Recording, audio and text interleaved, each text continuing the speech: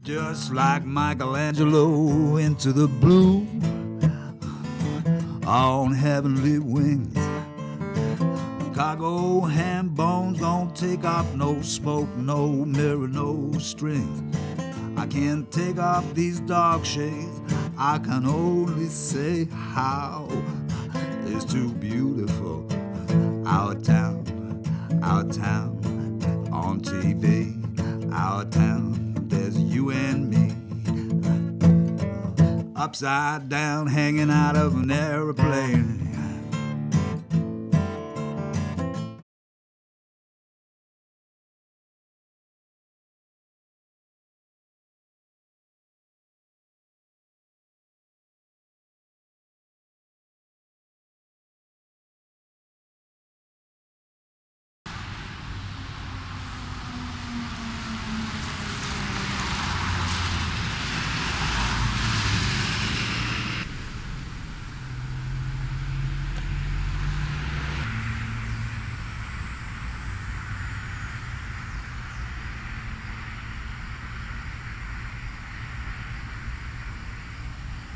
Hi, welcome to Our Town. I'm from Merrimac Senior Center, and I'd like to introduce Annmary, who will introduce her guest. We're here today to see Congressman Tierney at the Merrimac Senior Center and our wonderful host, Laura Mailman. So Laura is the Council on Aging Director here in Merrimac, so I'm going to pass it over to you. Thank you, Annmary, and welcome. This is the Merrimac Senior Center. I am Laura Dillingham Mailman, the director here in Merrimac at the Council on Aging, and we're very pleased to have Congressman Tierney here today to speak with us about issues that may be of interest to seniors and others as well. We're going to be listening to him and asking any questions that we may have, and we would like to welcome the Congressman to our Senior Center and thank him for the time that he has taken to be with us. So let's get started. Yes. So you just said the drug companies are brought in and told you're going to do this, you're going to do that. Yeah. That's not negotiation. This is a dictatorship. All negotiations are No, that's coercion. Right. You know what? If you call it what you want, I think it was the right thing to do. I think that having them pay a fair I believe price. it's the wrong thing to do is to coerce private companies. Well, what's wrong in my eyes is to let these private companies get savings, pay a fair price everywhere else in the world, and make up for it on the backs of American citizens. Right? We deserve part of that as well. So part of the issue is with private companies. I mean, basically, President Obama's out there trashing business at all levels. Oh no, come on. Fat cats on Wall Street. I forget the word, but some insurance companies are bad. You just took a couple of shots at drug companies. Basically, the administration and the congressional leadership is anti-business. Now, earlier you said, well, we have to get people back to work. All the money in the world, all the money in this country comes from the private sector. All of it. Every single dollar. And by being anti-business and putting out mandatory rules in healthcare and other issues, the burdens on business, the business community doesn't know what the rules are or what they're going to be. Now that's, I think, is the primary reason, one of the primary reasons why business is not hiring, because they don't know what the rules are, they don't know what the rules are going to be, but the anticipation is they're going to be worse than they are today, and they're bad. First of all, you're talking to a former president of the Chamber of Commerce, all right? So don't be telling me I'm anti-business. And I'll tell you this, even Adam Smith wasn't naive enough to think that every business should just be let go on its own, because he understood that they go to excess. And what he understood... I said the rules have to be stable. Please, I listened to you, right? What he said was that even in the capitalist system we have, it has to have some regulation, so it doesn't run amok. Now, if you don't think the banks went amok in the last decade, then you're probably in a very small minority. I was one of the people in 1999, all right, when it came time to deal with the Glass-Steagall Act. All right, and that was the one that separated. That was put in the 30s because the banks had been abusive at that time. They were taking people's money that was deposited and that was protected with insurance by taxpayers' money, and they were taking that and putting it at great risk. So they separated it out, and they said you cannot take insured deposited money and put that in investment risk. You have to have one pile for the investments that could be very risky with people that knew what they were doing and were willing to take the risk, and the other money had to be more circumspect in what they did. Now in 1999, people said, oh, we've all learned our lesson. Those banks are the free market, they're over-regulated, you shouldn't do that, let them go. And so they took a vote. I was one of 57 people that said it's a mistake to get rid of that regulation. These guys will be doing something stupid in a short period of time. Within 10 years after that vote was taken, right, they nearly bankrupt not just this country, but the general world economy. And now we're in a situation of putting regulations back in to try and keep them in the road. Fair rules, so that they're not out there hurting our economy and putting everything at risk on that basis. That's not cramping their style. They're still making a tremendous profit. Go look at the profit records of these corporations and banks now. They're making money. You know, what they're not doing right now is lending money. And what we should be doing is try to find a way, whether you call it coercion or whatever, a way to get them back in the game of lending. I think one of our local candidates for treasurer here's got a great idea. He said, why are we taking state taxpayers' money and depositing it into these banks at great profit to the banks if they won't even lend to our businesses? Why don't we take the money and put it into banks that will lend to our businesses? Now, you may think it's coercion. I think it's smart business and negotiating, right? It's our money. It's our taxpayers' money. And we need these people to pay their role in citizenship and their role in industry and in business and move on that basis. Prescription drug companies, all right? Yes, they're going to drive to a profit on that basis. But other countries that are smart enough to negotiate with them, you call it coercion, I call it negotiation, they get a much fairer deal than people in the United States. So they come over here and jack our prices up so that they can make those deals elsewhere and make up the lost profit. Why can't we be at least as smart enough as the other countries, which we finally did in this bill, and now we'll be able to close that gap and get prices down to where they belong. You don't have to serve seniors in Medicare if they don't want to. You know, you call it, whatever it was you call it, I call it negotiating. You don't want to serve the Medicare population? You don't want to give a fair price on that? Don't. It's a tremendous market, and there's a value to you. And you know what? They came to the table and they said, you're right, and we'll reduce our prices to this certain amount, and we'll still be making a profit and all of that, right? It's just late. We should have done that in 2003. There were those of us who were saying back then, should have done it in 2003. We would not have had all these people in the so-called donut hole in the interim. You know, that's the difference. What we're talking about here is these taxpayers' money. I don't want to see banks acting unresponsible as they did in the past. So I think some fair regulation on that. They're always going to scream that they're over-regulated. They're always going to scream that you're cutting into their abilities on that. But history shows that's not the case. We had a pretty good run, you know, right up until 1999 when they started to deregulate those banks. And when we deregulate them, all of a sudden 10 years later, we're in a whole pile of trouble. So I think we have to go on some experience on that. Yeah. I was wondering if we could get back to Annmary's question about the 60-year-old people, because I also work in nursing homes, and I see a lot of people now. I've been in the nursing home business for about 20 years, and it was a rarity to see people that were under 60 in a nursing home. Today, in Amesbury, I would say, where you are, probably a third of the people are under 65 that are in the nursing home. Third? I would say, I mean, what do you think? I mean, and so it's amazing how many people are now disabled and younger, that we've got the services sort of divided up in this, 60, and there's a lot of neglect of mental health services in the nursing homes and relative to the COAs with those kind of things. And I think that the point that Ann brought up, is there anything that you know that's going on that could maybe sort of shift that, or I don't know what you're... I'm just trying to find other resources that are out there. Yeah. Because they're coming in our doors, and there's nowhere else really for them to go. It's a new phenomenon, so the policy may not have caught up with it. I know that there's a provision that we have for voluntarily paying into a fund that it can be built up over the years so that if you get disabled or if you need a nursing home, Right. that it helps you with those payments on that basis. But that's as close as we come to dealing holistically Right, with that that's issue. all. Really. I mean, anybody who's gone through Social Security disability with somebody to help them, it's over a year to even get the benefit. I mean, it's, Right. it's like moving along. But it's important to get it. It's important to get Yeah, it, it's important to get it. if they become eligible. But really what we're also just seeing are people who are unemployed, who aren't disabled, who want to work, who are trying to find jobs, who aren't getting the jobs because they're going to the younger population. I've also found too that helping them get resources like Mass Health, food stamps, energy assistance, they're just above that line. They don't By qualify. a dollar. Yes, A couple dollar. of dollars, or they have just too much in assets that they aren't eligible, and then you appeal it, and it's like, no, sorry. Well, that's a problem we've been dealing with for a few years on that, trying to change the formula so there's more gradual rate in. But we all know what that is. You balance off, having the benefits for those that need it and trying to find the point where you say, well, you no longer need it. And we've always dealt with that on sort of a hard line, which is, you say, if you're $1 above it, it's very unfair. If you're $1 below it, then it seems fair to you or whatever.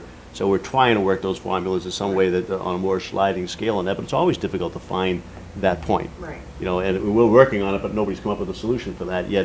There has to be some cutoff point, or you'd just be basically giving everybody the benefits. It's just It's how you get there. unemployment's run out. Right. These people have spent all their 401k, Yeah. and they're not eligible for Social Security yet. Right. And that's a new phenomenon that we've got to deal with, come up with Right. some policy implications, and that's, you know, we certainly would like to hear what you have to say about that.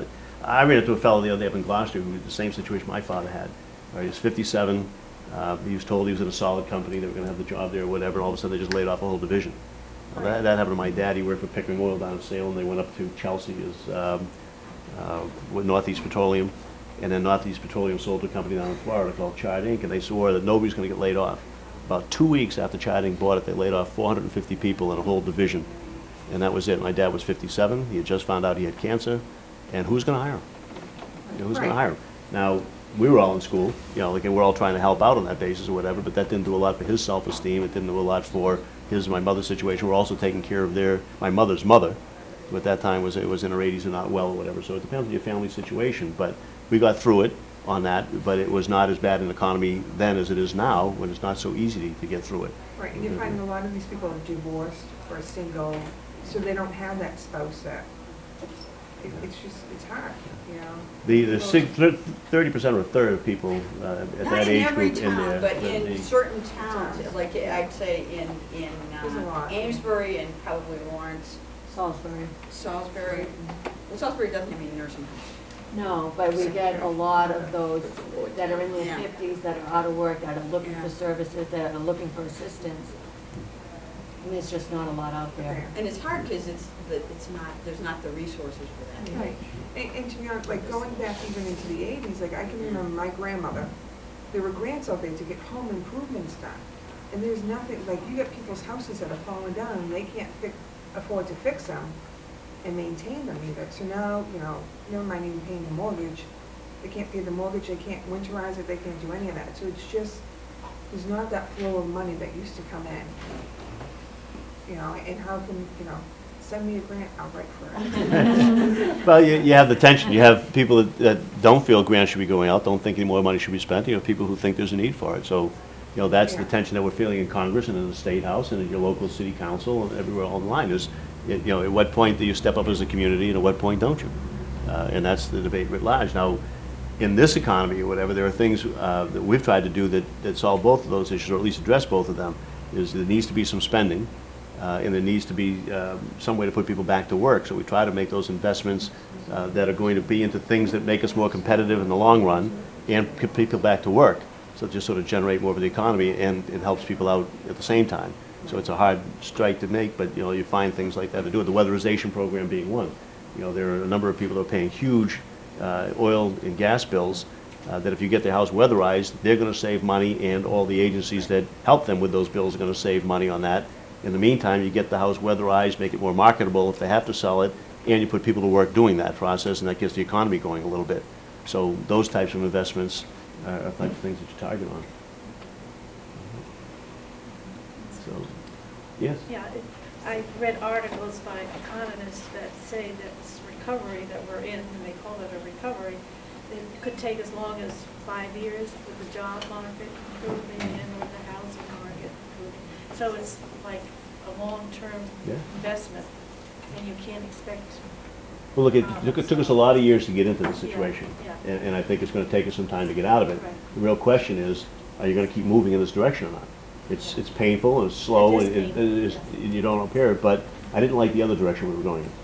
Right? I didn't like losing hundreds of thousands of jobs a month. I didn't like our economy in the negative end on that basis. So we've got to try to, you know, are we going to keep trying to sustain where we are and move forward? And I think that's what America's all about. That's what we've always tried to do, is make sure that people have, and I think it always comes back, we quoted John Kennedy earlier, like that for Bobby Kennedy. You know, rather than a handout, we'd rather have a job. I mean, most people's dignity is tied up with their job. We have ideas out there that we're trying to promote is, if we don't, you know, nobody likes getting a welfare check. Nobody likes getting the unemployment check if they don't have to want the job. Maybe we take some of those benefits and say to an employer, we'll subsidize your hiring of somebody for a certain number of months if you keep them on afterwards. And we tried that as a pilot program, and it was very successful. We had governors like Haley Barbour, who's a pretty conservative guy out of Missouri. He swears by that program now. Mississippi. All right, Mississippi. Thank you. He swears by the program. All right, they put quite a few people to work on it, and those companies did continue to hire afterwards. So, is that a better investment than just giving somebody unemployment? I think it may well be. All right. Particularly, the other way to look at that is you say that there are a lot of companies out there that we've had these meetings, particularly in the energy industry in the last couple weeks. They say, well, we're sort of on the edge. We think we could have another employee or two come on, or maybe 3 or 4, but we don't know if we want to take that risk or whatever. So, well, what if you had an apprentice come in?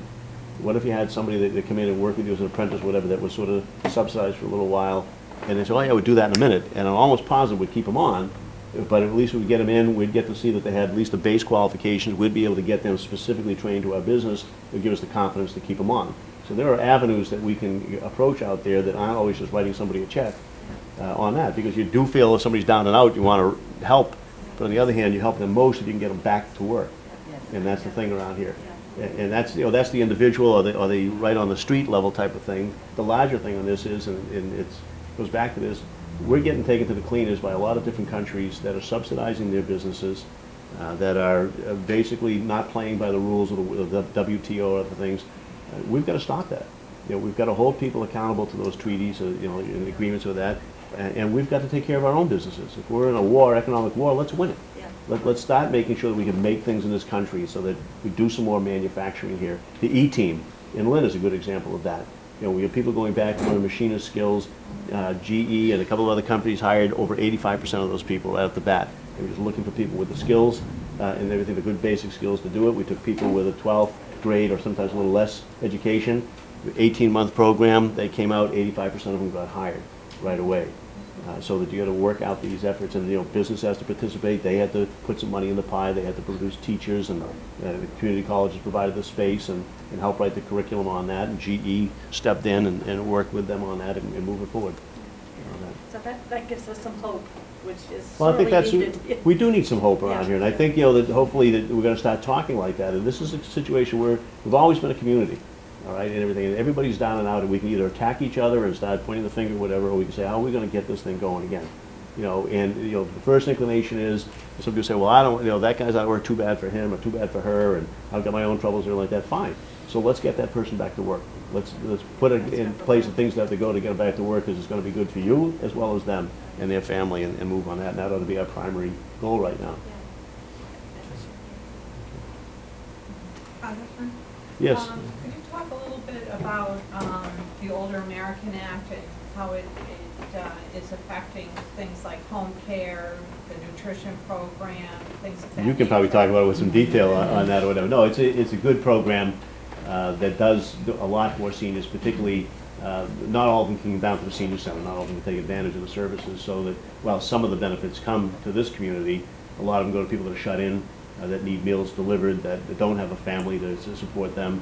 I've gone around on a number of different occasions with people delivering these meals, and I'm always curious myself as to why we deliver this meal. Why doesn't somebody else help you out? So there is nobody else. There's one person, disabled, older, in a house where they can afford it. Maybe the mortgage is paid off. They have all they can do to pay the taxes and to keep it repaired, as you say. I mean, this is a struggle on that basis. They can't really get out. They either can't drive anymore, or for physical reason, whatever. They can't afford to maintain the car. And they just don't have that kind of mobility. So that program, part of the Older Americans Act, does allow people 55 and older assistants getting a job and getting them back, because not 55 you need a job. I was talking about actually 73 and he's still working out there, and he's working part-time for the town of Burlington, and he said he only finishes that job because of his retirement situation. He's going to work somewhere else. So the Older American Act would help somebody like that, try to keep them employed and give them benefits for that, and help them. What I'm concerned about is the fact that I'm part of that boomer generation that's coming up. We've seen, as we've talked about, many people losing their jobs, and hopefully that will change, but at the same time, we've got a lot of people that aren't going to be rehired because they're in their early 60s. They're losing their houses. They're not able to maintain their quality of life, and they're very depressed. We're not getting mental health services for them. That's one of the things that's really, really important, and yet we're not getting funding for that at all. I really am concerned about the fact that we don't have enough housing. So these people who have nowhere to go, where are they going to live? I mean, the problems that I see here at the senior center and that has been reflected elsewhere is that, you know, the transportation, we talk about people needing to give up their licenses at a time, in a timely manner, and yet we don't have the means and wherewithal in which to provide that transportation. We don't have enough housing.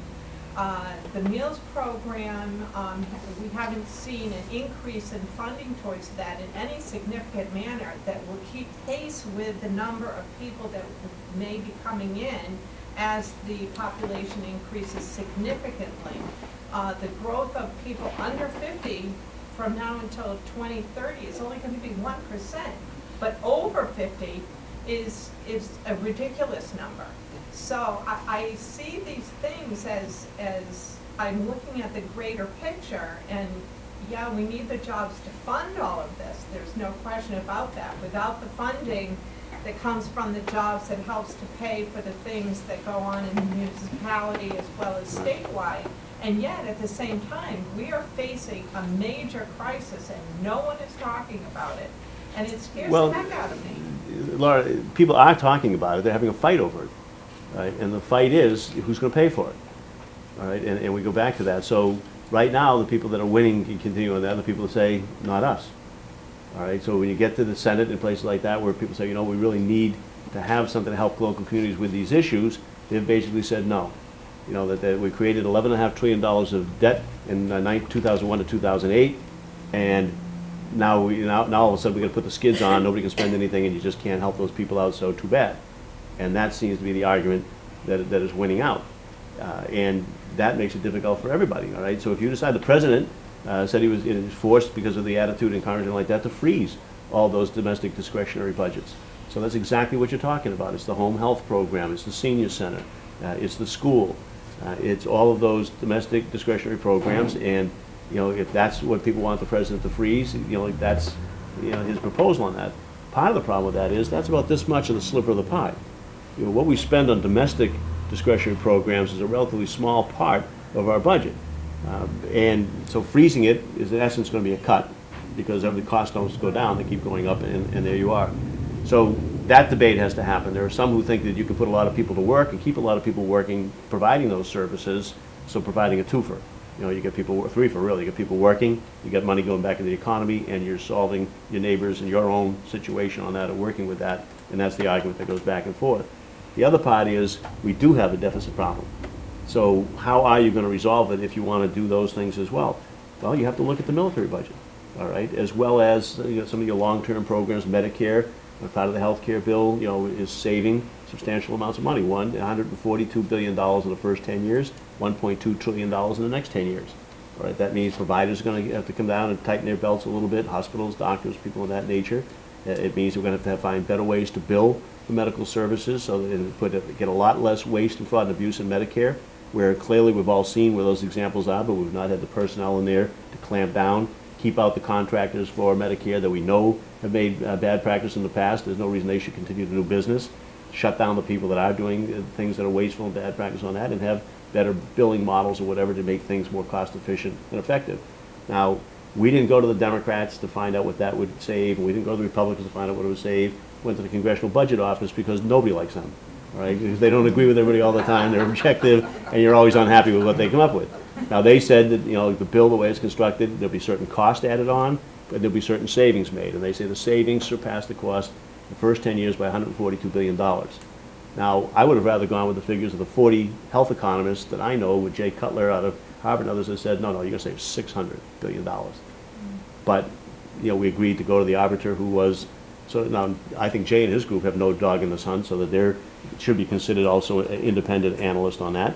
But the agreed number is usually the CBO, so it's $142 billion the first 10 years and $1.2 trillion the next 10 years on that. So that's something you have to do. It's, people say, oh, you know, nobody's ever going to touch that area. Well, we did. It's a tough decision, and you have to go at it, but you do. Now we have to look at the military budget, $700 billion a year.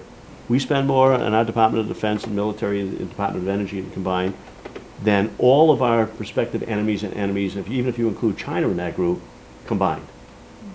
All right, so, this is where we're at. Now, when I took the chairmanship of the National Security and Foreign Affairs Oversight Panel, the first thing I did was ask our accounting arm, General Accountability Office, to go out and take a look at the Pentagon and the money they're spending on systems.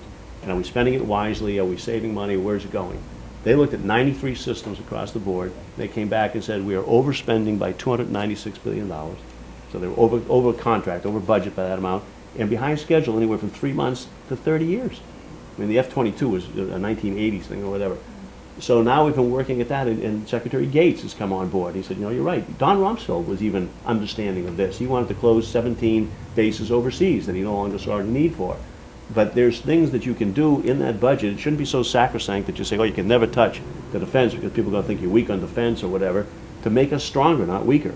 If we're making something that doesn't work, and we've been making it for 30 years and it doesn't work, and it isn't out there and isn't being usable, what good is that to our national security on that basis? Maybe we ought to be refocusing on those things that really attack the problems that we have today. So some things should be sped up, perhaps, because we really need them in the field. Some things should be eliminated, some things should be changed. But the savings, I had a hearing on this a couple of weeks back from a range of experts right across the board, conservative, liberal, up and down. Some people think you can save almost $1 trillion over the next 10 years by spending more intelligently in putting the things in order within the defense budget. So that's a long-range thing that you can look at or whatever. So we have to be willing to make those decisions and put everything on the table and look at it. If you're going to talk about Medicare, Social Security, then you should be talking about the defense budget as well as the domestic spending on that. And again, yes, we've tightened the belt on the domestic spending, frozen the budget there to great pain to a lot of people. That gets you a little itty bit. Doesn't get you anywhere near, $1 trillion over 10 years on that. So you've got to take that, and people have to think you're serious about that, and I think our economy will react positively to that. Yes? Yeah, I have a comment on that, and then I've got 3 questions that I'm mostly on things that you haven't covered. But on the defense spending, one of the big problems is not within the puzzle balance, but it's within Congress. You take all these big platforms, contractors are smart enough to know that if they build different components in different states, create jobs in different districts, when it comes to cutting a program, you're not going to cut jobs out of my district. And they build a majority that way. That's what's killing us on a lot of these. Osprey is a great example. There are a number of programs like that. I agree with you on that. I'm not going to stop you from asking other questions. I'll just take one at a time so we go. Yeah. I agree with you. And I think most people acknowledge that's the problem. That's why the fight is so difficult. That's why getting rid of the F-22 took us so many years. I started having hearings on the F-22 when I was in the minority. I got Chris Shays, who was the chairman of the committee at that time, to agree to have a hearing on the F-22. And we had it, and we showed then how much it was over budget, behind schedule. And I had the Boston Herald and other papers in here writing editorials about I was getting jobs, I was killing jobs in my district, things of that nature.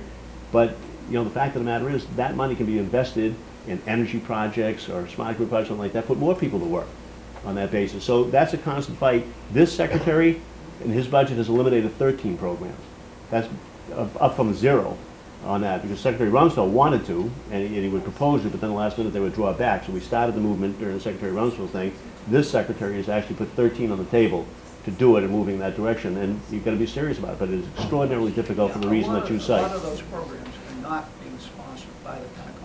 As a matter of fact, a lot of them get put back in when it goes up to Congress. But that's a game too. What it is the Pentagon knows they're going to be put back in, so they don't bother putting them in their budget. So I'm just telling you how it goes down there, right? So if the Pentagon, look, the White House plays that game too. They say, I'm going to put out a budget, I'm going to make it look really good, but I'm going to leave out things that I know Congress is going to put back in. And so the Pentagon does as well. They say, we know that people are going to put that back in, and we do it. Time up. I just wanted to give you a 2-minute warning, so Okay. if there's any last things from somebody that hasn't had an opportunity to say anything, this would be a good time to raise your hand, or we can continue on, not to interrupt, but I did want to give anybody else an opportunity to say something if they haven't had that opportunity. Okay, 2 minutes. Like a quiz show. How high do you think we could let our debt go? I don't know the answer to that. I wouldn't want to let it go much higher. And again, I want to distinguish between the short term and the long term. I think that we probably should be spending some more short term here, which will help us grow and that basis. On the long term, I think all the things that I've talked about, we have to do. We have to look at the defense budget, we have to look at the so-called entitlements. We've already put in PAYGO, which was what was in effect in the 90s, all right, that you can't spend it or cut it unless you have some place to get that lost revenue or the additional money. And we had great opposition to that, but we put it back in. That was very effective in the 90s. And I think it stands a prospect for being effective here. I think that we have to look at the tax cuts. Now, when President Bush put in the tax cuts in 2001 and 2003, as bad as I thought that policy was, because it really didn't spread it around very well, and it put it in places where it wouldn't be put into the economy, he at least knew that he couldn't continue it beyond 2010, which is below the budget out. So, he stopped it at the end of 2010. Now we have a whole faction of people say, oh, no, we've got to continue those tax cuts on, and if you don't, you're raising taxes. Well, apparently it wasn't raising taxes for President Bush to do it, and now we have to look at that. That's $1 trillion plus. So do you want to let it go on and cost you $1 trillion? Do you want to let some of it go on and lower that, or do you want to let it all, none of it go on? So that's another area that we have to look at. So I think that we have to look at reducing long-term debt at the same time we're trying to stimulate the economy, and I think those are the ways that you do it. Second question. Well, why don't we let him do the last two on that, and then if you have one. What's your feeling on what we should do when Iran gets involved? Well, I think you're presupposing something that hasn't happened yet, and I don't think we want to speculate on that.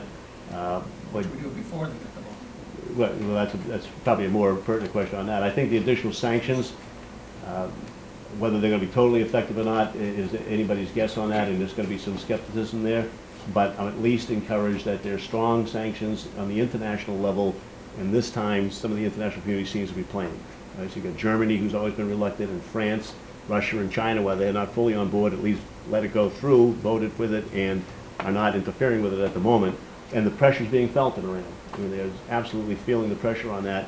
Whether they respond to it in a negative or positive way is the problem there. But I've done the war gaming out on that, and if we can at all avoid getting into that situation, it would be well served to, because it doesn't play out on a pretty basis on that. Last question? I'll skip the last question. It was on illegals, and we have everybody here all night. Okay. My question is that PAYGO, which I thought was an excellent idea, but the way Congress gets around it is that all they have to declare is that it's an emergency, and they can spend what they want. That's a possibility. It's not a possibility. That's what just happened on this mass bailout for the states. No, actually, that was paid for. So They say it was paid for. But no. Some people you can't convince no matter what you do. You're going to reduce food stamps. Look, let me tell you something, all right? No, that was a small part of it. What we did, all right, and what was opposed by a great many people is we got rid of a tax break for corporations that used to encourage them to take jobs overseas. That was the lion's share of it, right? To me, that was great policy, right? Why we've been giving corporations tax breaks that encourage them to take jobs over to other countries has been part of our entire economic problem here for a long time, why we're no longer making it in America and throwing money away. That is something I don't want to see continue. That was the principal savings on that. And the Congressional Budget Office, again, on that, it says this bill, in fact, will save money, not cost money. But some people can't be convinced. I don't pretend to convince you, because no matter when I give you a fact, you shake your head. So, well, facts. Bill Moyers said a good thing. You know who Bill Moyers is? The news media is lying. If it's Fox News, yes. Do you know Bill Moyers? Bill Moyers, the news guy for a long time, like that. He had a great statement. Facts are ascertainable. All right? So rather than look at Fox News or any other news media like that, you can find out the actual fact. You can go look at the bill, and you can find on the website CBO's estimate of the savings or the cost on that, and then determine for yourself. In 2014, aren't they going to reduce the food stamps? They're going to go back to the original number. The Recovery and Reinvestment Act increased it temporarily while we're in this economic situation. In 2014, it'll fall back to where it used to be, because I assume they're hoping. There are people here who are saying, people are in dire straits, Yeah, which they but are. this is in Okay, 2014. we know that, okay? So when 2014 comes up, are you going to vote to, decrease the food stamps? Well, the estimate, you don't have to vote. They just did vote for it, right? So if the action has been taken. So the situation is, in 2014, the assumption is, most assumptions are, that this economy will be improving, and that the need for that won't be there any longer, which is why they did it. I don't know if it's accurate or not. But the more important aspect, a larger amount of savings on that, which you can go and verify, was that we finally, after years and years and years of trying, have eliminated the incentive for people to take jobs overseas with that tax cut. I think that was a big I thing. think more will be going. I would like to Thank you, everybody. for coming. And Thanks. Thank you very much, Laura. Thank you. We'd love to have you come back again. Absolutely. Absolutely. We're here from time to time. We're always happy to come. Everybody knows Annmary Connor, the director for the Amesbury Senior Center, so I'm going to give her the mic and let her introduce everybody. Welcome to our town. We're here today in Merrimac with Congressman Tierney. Very excited to have you here. Happy to be here. It was a good morning's discussion. It was. And we have Dayna Brown from Elder Services of the Merrimac Valley. You want to tell us a little bit about what you do, Dayna? Yeah, I'm the Director of Community Programs at Elder Services. I oversee all of our federal grant programs, our Older Americans Act programs. Great. So Dayna does a lot of great stuff with Elder Services. We see her around a lot. She's a wonderful support. And also Congressman Tierney, we have a big party coming up on August 26th. We do. Finally right? going to break some ground on a good building project that's going to put some people to work and get your senior center located. That's in a right. good place. We're very That's great. excited. Yeah. So, well, thank you so much. Thank you. August 26th, 10:15. But now you know. Now you know. 15 Railroad Ave. See Can I you just there. thank you myself, John? Sure. One thing for coming, but I got to tell you, filming the event, you talked with a lot of facts. It was very slow. Everybody had a chance to ask whatever they wanted to ask. And watching it, I'm serious. You were great. And the facts, when the viewers watch this, it's really going to show how much you know about what's going on. Great. Well, thank you very much. And your I appreciate sincerity. it. Thank you. Jen, Thank you, Annmary. Thank you Thank very you. much. All right, we'll see you soon. Oh, yeah. All right. Jane, thank you. Thank you. Don't go away. That's it from the Merrimac Senior Center. So work hard, stay healthy, and please take time to care for someone, right? Absolutely. We're out of here. Come on down to the Bye-bye. Amesbury Senior Center. Anytime. Bye-bye. Just like Michelangelo into the blue on heavenly wings. Cargo ham bones don't take off, no smoke, no mirror, no strings. I can't take off these dark shades. I can only say how it's too beautiful. Our town on TV. Our town, there's you and me.